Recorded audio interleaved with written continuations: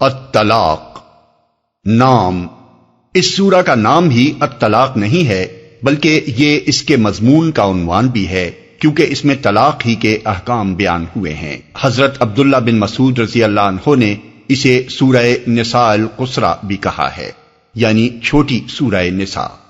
زمانہ نزول حضرت عبداللہ بن مسعود رضی اللہ عنہ نے صراحت فرمائی ہے، اور سورہ کے مضمون کی اندرونی شہادت بھی یہی ظاہر کرتی ہے کہ اس کا نزول لازماً سورہ بقرہ کی ان آیات کے بعد ہوا ہے جن میں طلاق کے احکام پہلی مرتبہ دیے گئے تھے۔ اگرچہ یہ تعین کرنا مشکل ہے کہ اس کا ٹھیک زمانہ نزول کیا ہے، لیکن بہرحال روایات سے اتنا ضرور معلوم ہوتا ہے کہ جب سورہ بقرہ کے احکام کو سمجھنے میں لوگ غلطیاں کرنے لگے اور عملاً بھی ان سے غلطیوں کا صدور ہونے لگا، تب اللہ تعالیٰ نے ان کی اصلاح کے لیے یہ ہدایات نازل فرمائی۔ موضوع اور مضمون اس سورہ کے احکام کو سمجھنے کے لیے ضروری ہے کہ ان ہدایات کو پھر سے ذہن میں تازہ کر لیا جائے جو طلاق اور عدت کے متعلق اس سے پہلے قرآن مجید میں بیان ہو چکی ہیں۔ البقرہ 229۔ طلاق دو بار ہے، پھر یا تو سیدھی طرح عورت کو روک لیا جائے یا بھلے طریقے سے رخصت کر دیا جائے۔ البقرہ 228۔ اور مطلقہ عورتیں طلاق کے بعد 3 حیض تک اپنے آپ کو روکے رکھیں، اور ان کے شوہر اس مدت میں ان کو اپنی زوجیت میں واپس لے لینے کے حقدار ہیں اگر وہ اصلاح پر آمادہ ہوں۔ البقرہ 230۔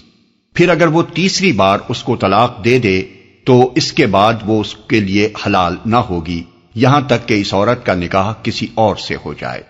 الاحزاب 49۔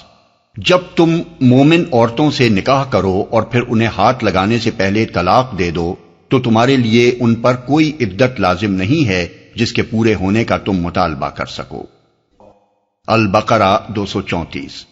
اور تم میں سے جو لوگ مر جائیں اور پیچھے بیویاں چھوڑ جائیں تو وہ عورتیں 4 مہینے 10 دن تک اپنے آپ کو روکے رکھیں۔ ان آیات میں جو قواعد مقرر کیے گئے تھے وہ یہ تھے: ایک مرد زیادہ سے زیادہ اپنی بیوی کو 3 طلاق دے سکتا ہے۔ 2، 1 یا 2 طلاق دینے کی صورت میں عدت کے اندر شوہر کو رجوع کا حق رہتا ہے، اور عدت گزر جانے کے بعد وہی مرد و عورت پھر نکاح کرنا چاہیں تو کر سکتے ہیں، اس کے لیے تحلیل کی کوئی شرط نہیں ہے۔ لیکن اگر مرد 3 طلاق دے دے تو عدت کے اندر رجوع کا حق ساقط ہو جاتا ہے، اور دوبارہ نکاح بھی اس وقت تک نہیں ہو سکتا جب تک عورت کا نکاح کسی اور مرد سے نہ ہو جائے اور وہ کبھی اپنی مرضی سے اس کو طلاق نہ دے دے۔ 3، مدخولہ عورت جس کو حیض آتا ہو، اس کی عدت یہ ہے کہ اسے طلاق کے بعد 3 مرتبہ حیض آ جائے۔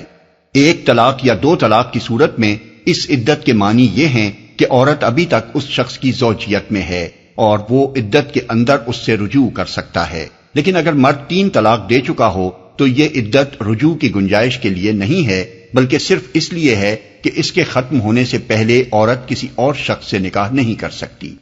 4، غیر مدخولہ عورت جسے ہاتھ لگانے سے پہلے ہی طلاق دے دی جائے، اس کے لیے کوئی عدت نہیں ہے، وہ چاہے تو طلاق کے بعد فوراً نکاح کر سکتی ہے۔ 5، جس عورت کا شوہر مر جائے اس کی عدت 4 مہینے 10 دن ہے۔ اب یہ بات اچھی طرح سمجھ لینی چاہیے کہ سورہ طلاق ان قواعد میں سے کسی قاعدے کو منسوخ کرنے یا اس میں ترمیم کرنے کے لیے نازل نہیں ہوئی ہے، بلکہ 2 مقاصد کے لیے نازل ہوئی ہے۔ ایک یہ کہ مرد کو طلاق کا جو اختیار دیا گیا ہے اسے استعمال کرنے کے ایسے حکیمانہ طریقے بتائے جائیں جن سے حتی الامکان علیحدگی کی نوبت نہ آنے پائے، اور علیحدگی ہو تو بدرجہ آخر ایسی حالت میں ہو جبکہ باہمی موافقت کے سارے امکانات ختم ہو چکے ہوں، کیونکہ خدا کی شریعت میں طلاق کی گنجائش صرف ایک ناگزیر ضرورت کے طور پر رکھی گئی ہے، ورنہ اللہ تعالیٰ اس بات کو سخت ناپسند فرماتا ہے کہ ایک مرد اور ایک عورت کے درمیان جو ازدواجی تعلق قائم ہو چکا ہو وہ پھر کبھی ٹوٹ جائے۔ نبی صلی اللہ علیہ وسلم کا ارشاد ہے کہ اللہ نے کسی ایسی چیز کو حلال نہیں کیا ہے جو طلاق سے بڑھ کر اسے ناپسند ہو، اور تمام حلال چیزوں میں اللہ کو سب سے زیادہ ناپسند طلاق ہے۔ ابو داؤد۔ دوسرا مقصد یہ ہے کہ سورہ بقرہ کے احکام کے بعد جو مزید مسائل جواب طلب باقی رہ گئے تھے ان کا جواب دے کر اسلام کے آئلی قانون کے اس شعبے کی تکمیل کر دی جائے۔ اس سلسلے میں یہ بتایا گیا ہے کہ جن مدخولہ عورتوں کو حیض آنا بند ہو گیا ہو یا جنہیں ابھی حیض آنا شروع ہی نہ ہوا ہو، طلاق کی صورت میں ان کی عدت کیا ہوگی، اور جو عورت حاملہ ہو اسے اگر طلاق دے دی جائے یا اس کا شوہر مر جائے تو اس کی عدت کی مدت کیا ہے، اور مختلف قسم کی مطلقہ عورتوں کے نفقے اور سکونت کا انتظام کس طرح ہوگا، اور جس بچے کے والدین طلاق کے ذریعے سے الگ ہو چکے ہوں اس کی رضاعت کا انتظام کس طرح کیا جائے۔